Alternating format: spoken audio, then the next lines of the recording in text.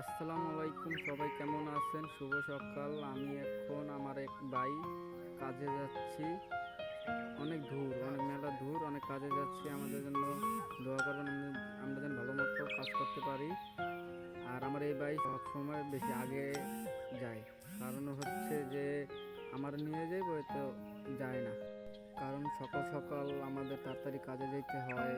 পান ভাঙবো, তো পান ভাঙলে সকাল সকাল তাড়াতাড়ি যাইতে হয়। তার জন্য আর কি আমরা খুব সকালে রওনা দিছি। এই আমাদের কোচ্চা ব্রিজ, হাতের বামে ইটের রাস্তা দিয়ে সামনের দিকে যাব। সামনে বিশাল কার মনে চাই সকালবেলা পানির ভিতরে নামতে?